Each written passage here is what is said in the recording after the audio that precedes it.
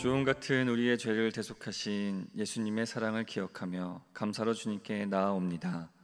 오늘도 새벽을 깨워 주 앞에 나온 이들에게 한없는 사랑과 은혜가 구름같이 덧입혀지길 기도합니다. 그를 깨운 그 모든 환경들을 주님께서 붙들어 주시고 그를 깨운 그 성실함을 주님께서 기뻐하여 주시사 오늘도 말씀의 은혜로 주님과 동행하게 하여 주시옵소서. 예수님의 이름으로 기도드립니다. 아멘. 찬송가 151장 찬양하겠습니다.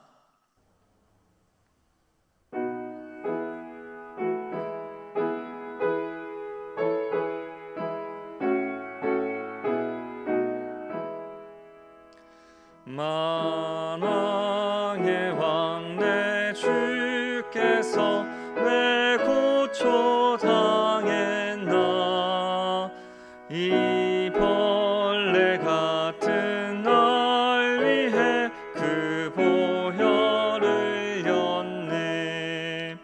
십자가 내가 처음 볼 때에 나의 맘에 큰 고통 사라져.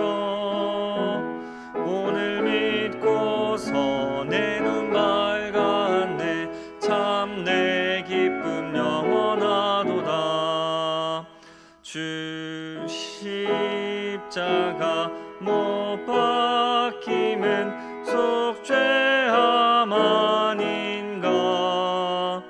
그 긍휼함과 그 은혜 말할 수 없도다. 십자가 내가 처음 볼 때에 나의 맘에 큰 고통 사라져. 오늘 믿고서 내 눈 밝았네. 참 내 기쁨 영원하도다. 늘으러도 그 큰 은혜 다 갚을 수 없네. 나 주님께 몸 바쳐서 주의 이름 쓰리. 십자가 내가 처음 볼 때에 나의 맘에 큰 고통 사라져. 오늘 믿고서 내 눈 밝았네. 참 내 기쁨 영원하도다. 오늘 우리에게 주시는 하나님의 말씀은 이사야 53장 4절에서 12절 말씀입니다. 구약 1034쪽, 생명의 삶은 60쪽입니다. 이제 하나님의 말씀을 봉독합니다. 그는 실로 우리의 질고를 지고 우리의 슬픔을 당하였거늘 우리는 생각하기를 그는 징벌을 받아 하나님께 맞으며 고난을 당한다 하였노라. 그가 찔림은 우리의 허물 때문이요 그가 상함은 우리의 죄악 때문이라. 그가 징계를 받음으로 우리는 평화를 누리고 그가 채찍에 맞음으로 우리는 나음을 받았도다. 우리는 다 양 같아서 그릇 행하여 각기 제 길로 갔거늘 여호와께서는 우리 모두의 죄악을 그에게 담당시키셨도다. 그가 곤욕을 당하여 괴로울 때에도 그의 입을 열지 아니하였으며 마치 도수장으로 끌려가는 어린 양과 털 깎는 자 앞에서 잠잠한 양같이 그의 입을 열지 아니하였도다. 그는 곤욕과 신문을 당하고 끌려갔으나 그 세대 중에 누가 생각하기를 그가 살아있는 자들의 땅에서 끊어짐은 마땅히 형벌받을 내 백성의 허물 때문이라 하였으리요. 그는 강포를 행하지 아니하였고 그의 입에 거짓이 없었으나 그의 무덤이 악인들과 함께 있었으며 그가 죽은 후에도 부자와 함께 있었도다.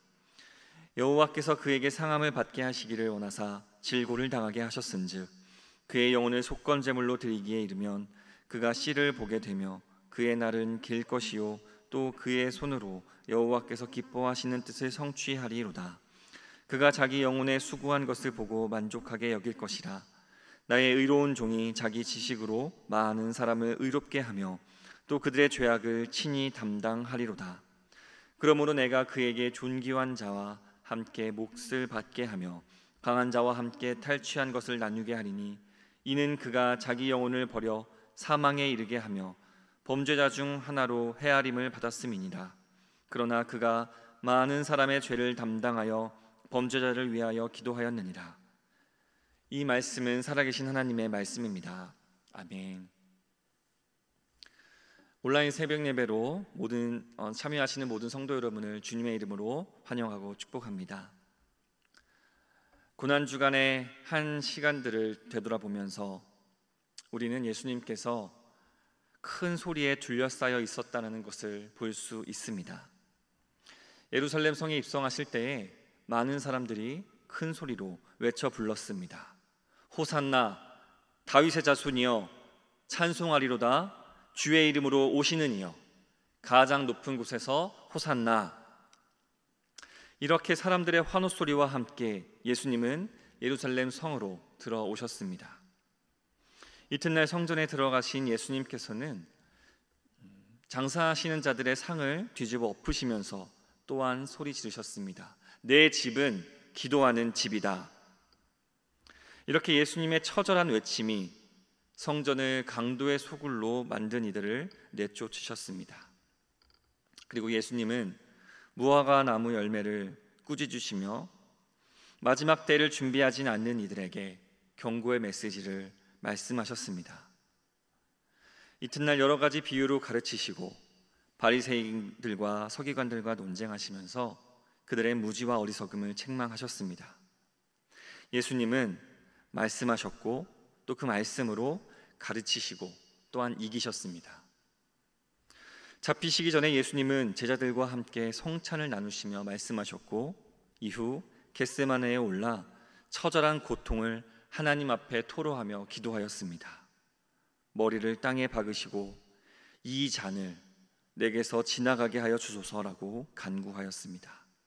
그러나 끝끝내 하나님께 순종하였죠. 그렇게 한 주간의 사역이 절정에 이르러 예수님께서 잡히셨습니다. 그 후로 예수님은 빌라도가 기이하게 여길 정도로 몇 마디 대답 외에는 아무런 말씀도 하지 않으셨습니다. 그렇게 예수님의 긴 침묵이 시작되었습니다. 예수님은 육신이 쪼개어지는 고통 속에서도 신음하실 뿐 몇 마디 하시 않으셨고, 십자가 위에서 죽음을 앞두고 말씀하셨을 때에도 그 짧은 몇 마디 외에는 계속해서 긴 침묵으로 일관하셨습니다. 그리고 마침내 죽음의 긴 침묵에 들어가게 되셨습니다. 많은 이들이 물었습니다. 성금요일에 예수님께서는 죽임을 당하시고 사흘째에 부활하시기까지 무엇을 하셨을까라고 질문하였습니다. 사람들은 그 시간에 대한 지식이 없었고 단지 음부에 내려가셨다라는 베드로의 증언만을 볼 수 있었습니다. 그리고 그 증언을 놓고 이러저러한 해석들을 내놓으며 왈가왈부 많은 말들을 쏟아내었습니다. 그러나 우리 예수님은 그렇게 많은 말을 하신 것이 아니라 십자가에 달리셔서 부활하시기까지 우리가 알 수 있는 것은 그저 침묵하셨다라는 사실입니다. 오늘은 우리에게 그런 날입니다. 성금요일, 예수님께서 죽임 당하시고 오늘은 그저 침묵의 어두움에 둘러싸인 날입니다. 이 날에 예수님께서 하신 일을 두 가지만 나누고자 합니다. 사실 많은 말보다 깊은 침묵이 더 어울릴 것 같지만 부득이한 제 처지를 주님께서도 불쌍히 여기시고 오늘의 말씀을 통해서 은혜를 주시기를 간구합니다. 먼저 죽음과 부활 사이 예수님께서는 침묵하셨습니다. 7절 말씀입니다. 그가 곤욕을 당하여 괴로울 때에도 그의 입을 열지 아니하였으며 마치 도수장으로 끌려가는 어린 양과 털 깎는 자 앞에서 잠잠한 양같이 그의 입을 열지 아니하였도다. 예수님께서는 곤욕을 당하여 괴로울 때에도 그 입을 열지 않으셨고 사람들의 손에 자신의 육신을 내어 맡길 때에도 잠잠하셨습니다. 예수님께서 침묵하시자 사람들은 어떠했습니까? 더욱더 기고만장했습니다. 이어서 8절 말씀을 제가 공동번역 성서로 읽어보겠습니다. 그가 억울한 재판을 받고 처형당하는데 그 신세를 걱정해 주는 자가 어디 있었느냐? 그렇다. 그는 인간 사회에서 끊기었다. 우리의 반역죄를 쓰고 사형을 당하였다. 예수님은 철저히 혼자가 되셨습니다. 어느 누구도 예수님을 위해 목소리를 높여주지 않았습니다. 예수님은 인간 사회에서 완전히 고립되었습니다. 예수님께서 십자가 위에서 소리 지르시며 하늘을 향해 이렇게 소리 지르셨습니다. 나의 하나님, 나의 하나님, 어찌하여 나를 버리시나이까? 그때 예수님의 눈에 들어온 것은 하늘도 새까맣게 눈을 감는다는 사실뿐이었습니다. 그렇게 하나님도 긴 침묵으로, 하나님도 눈을 감으시며 예수님의 처절한 그 소리를 아파하시며 고독 속에 예수님을 홀로 두셨습니다. 그러나 여러분, 우리는 철저히 혼자 되었을 때에 하나님께서 그 자리에 함께 계심을 깨닫습니다. 가만히 눈을 감고 방 안에 혼자 머물러 보십시오. 혹은 높은 산에 올라 가만히 눈을 감고 부는 바람을 맞으며 우두커니 서 보십시오. 온갖 기계, 핸드폰의 소음들을 꺼두고 잠잠히 머물러 보십시오. 혹은 빈 성전에 혼자 들어와서 가만히 앉아 십자가를 바라보십시오. 그때 우리는 지금도 내 곁에 계신 하나님, 또 나를 따뜻하게 안아주시는 하나님의 그 손길, 날 향한 하나님의 따뜻한 눈빛, 그리고 날 향한 그 음성을 들을 수가 있을 것입니다. 세상의 빛을 가로막고 세상의 소리를 가로막을 때, 오히려 철저히 혼자 되었을 때 우리는 하나님께서 언제나 내 생각보다 더 가까이에 늘 나와 함께 계심을 깨닫습니다. 하지만 우리는 계속해서 혼자 있기를 거부합니다.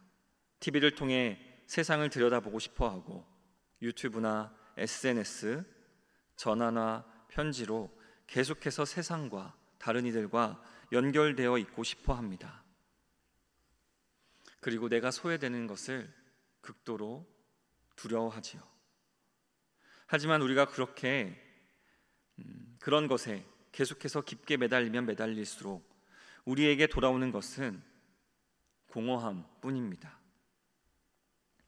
그러나 가까이에 계신 하나님을 느끼고 하나님을 만나러 스스로 고립되기를 선택할 때에, 스스로 그 침묵 속에 들어갈 때에, 기도의 자리로 나아가고 묵상의 시간에 빠져들 때에 우리의 마음에서는 오히려 더 깊은 곳에서부터 솟구쳐 오르는 그 기쁨과 감사를 느낄 수가 있을 것입니다.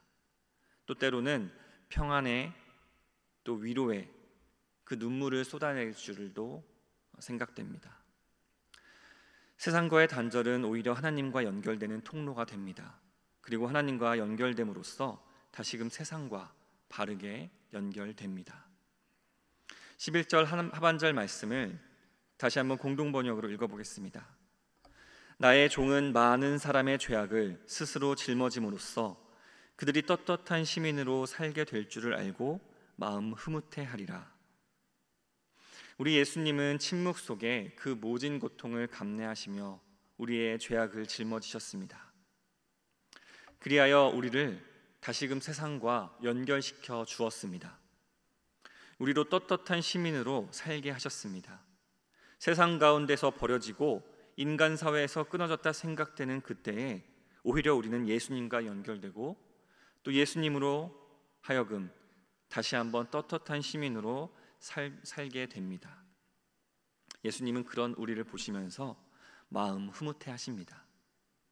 오늘 이 하루 예수님의 침묵이 또한 우리의 침묵이 되길 소망합니다.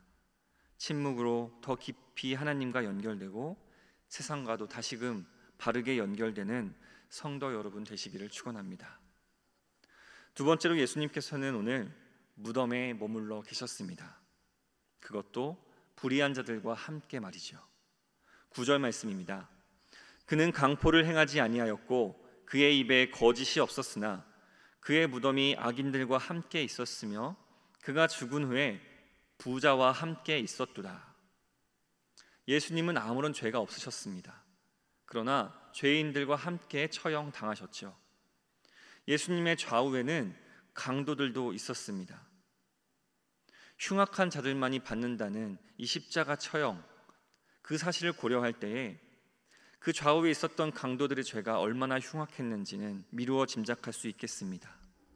그리고 예수님께서는 그들 중에 있었고 그 가운데에서도 한 가운데에서 죽임당하셨습니다.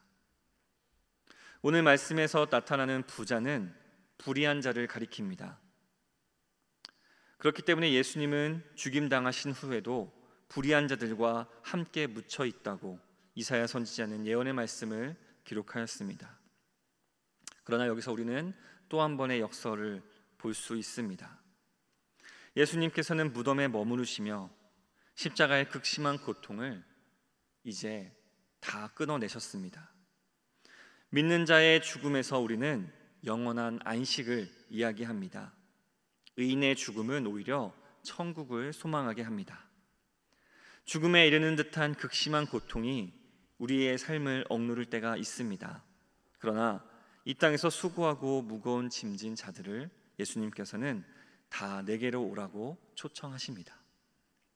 가난한 자들, 더군다나 그들의 심령마저 가난하여서 아무것도 의지할 것이 없는 이들에게 예수님께서는 천국이 너희의 것이다라고 약속해 주십니다. 애통하는 자들에게 예수님께서는 위로가 있을 것이라고 약속해 주시고, 의를 위해서 박해를 받는 이들에게도 천국을 약속해 주십니다. 또한 예수님의 무덤, 예수님의 죽음으로 우리 또한 영적인 죽음을 맞이합니다. 바울은 이렇게 고백하죠. 내가 그리스도와 함께 십자가에 못 박혔나니 그런즉 이제는 내가 사는 것이 아니요 오직 내 안에 그리스도께서 사시는 것이라.